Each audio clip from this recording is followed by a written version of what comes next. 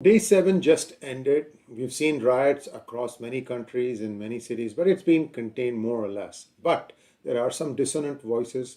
But more importantly, I want to talk to you today about what I think Israel's strategy is going to be. By the way, I hope you saw my yesterday's video about actions have consequences, and I had suggested that Israel is perhaps taking a page out of P.V. Narasimha Rao's book on how he dealt with Hazratbal crisis. So let's take a quick look. I have a few slides to share with you. Now, if you look at what Israel is doing, Israel is now saying that everyone in the shaded region should start moving south.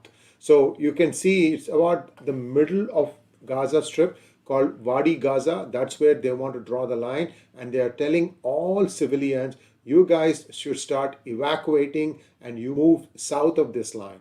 Now, Egypt has sealed its border, and if any kind of humanitarian aid will be there, my take is that it will be on the southern side, and they want the northern part completely evacuated so they can start flushing out the Hamas terrorists as well as hostages. They have been recovering hostages. I think about 50 to 60 have been recovered. There are 2 or 3 incidences.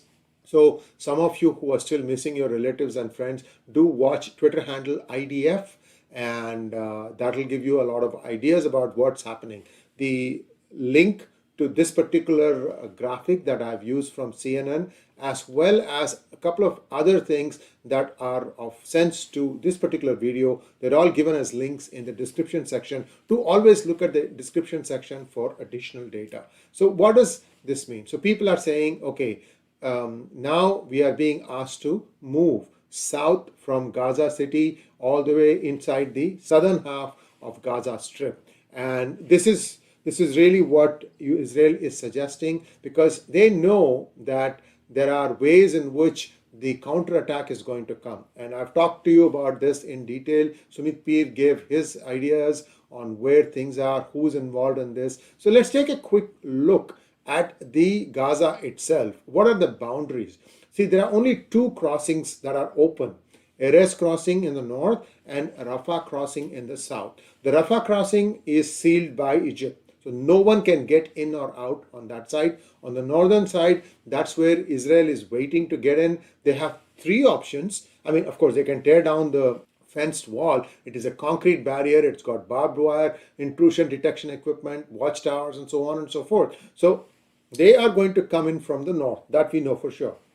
What are the options they have? They can come in from Erez. They can come in from Nahal Oz, which was closed in 2010. They can come in from Karni Crossing, which was closed since 2011. Now, they've also taken out the Gaza power plant. That was the only plant that was functioning inside Gaza to power the city, and now that was giving 16% of the power for Gaza area. The rest was being provided from Israel. That was shut off a long time ago. Even this is gone now. So they are completely based on now running on diesel generators and things like that, and these are difficult to keep in underground tunnels. You understand that, right? Now, the other interesting thing about this map is Gaza used to have its own international airport that has been closed since 2002. Why I'm saying all this is this problem is not something that happened just a few weeks ago. It's been around for a long time, decades as a matter of fact. And in the Mediterranean also, there are restraints as to how far the Gazans can go and ship fish or do whatever. So 6 nautical miles for most areas and 15 nautical miles in the southern part. Beyond that, now we know that the US carrier as well as Israeli Navy is making sure nobody escapes out of the ocean. So the choices are limited as far as the Hamas terrorists are concerned, who are still holed up here. They may be thinking that they can tunnel their way out, but the way Israel has been dropping bombs, they have very precise information about where tunnels are coming and going. So when they try to run through these maze of tunnels to get out somewhere, where are they going to go out? Every exit is closed. So this is essentially, if the Hamas terrorists have any brains, they would just surrender. First of all, they'll cough up all the hostages, then they would surrender, and then they would have to face the wrath of their actions. And I have no clue how that part is going to happen, but by not doing it, they are laying themselves out for utter destruction. Now, while all this is happening, the other side, that is the northern side, which is the border with Lebanon, where Hezbollah is, as well as the West Bank, and they have not been keeping quiet.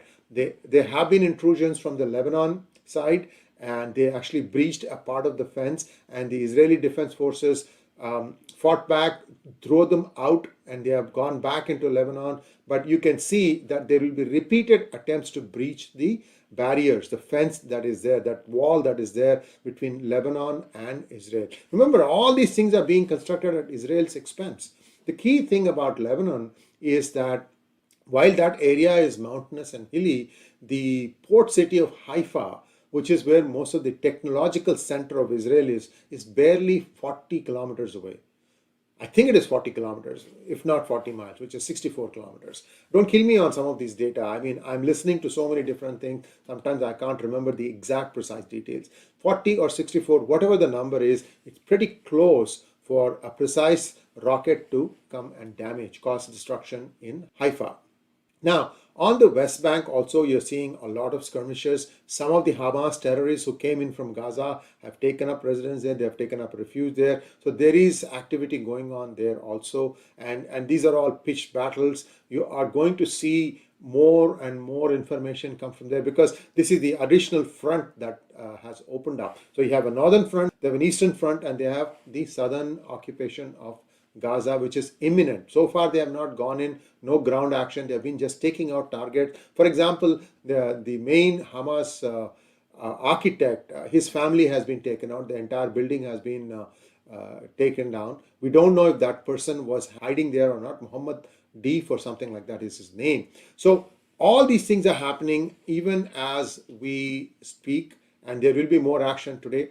Now, this is where things have to be pointed out. This is the All India Muslim Personal Law Board, and they've issued a statement. This statement has been issued in Hindi, in Urdu, and they are trying to explain that this Hamas move is a natural reaction against Israel. They don't make a single mention of the atrocities. They are not talking about the atrocities, the horrific way in which killings have been enacted on small children. I mean, it is just terrible, guys. So this is the Urdu equivalent. Hamas attack is a natural reaction to Israeli atrocities. Shameful and sad that PM Modi supported the oppressors instead of the exploited. See, now they are taking pot shots at Modi. Muslims of India stand with Palestine. You don't have any right to say anything like that. AIMPLB. Do you vote your officers? Do you have any transparency? What do you do? I don't know. If it is a completely democratic organization where elections happen and every part of India has been represented in this board and that they are all democratically elected, then I would accept that this is some sort of the voice of the Muslims. So these things are important. We have to start challenging them. For far too long, we were thinking, oh, these are minorities, let's be kind to them, let's be nice to them. I think that time is over now. It has to be challenged. It has to be rebutted.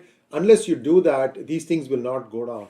This whole thing has been like, let's attack first and then let's sit back and then let the reactions come and then we'll start playing victim mode. This has been the same plot for 1400 plus years. Sometimes it has succeeded, sometimes it has not. I don't think this time it's going to succeed. Everybody has taken a very hard position. You're seeing even in United States, people are saying, you keep quiet now. This is the Democratic Party, this is the White House telling its own squad to keep your mouth zipped.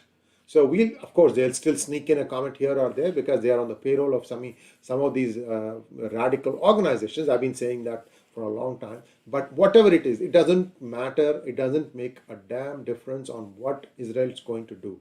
I think Israel is hoping for the fewest amount of civilian casualties as they wipe out Hamas from the face of earth.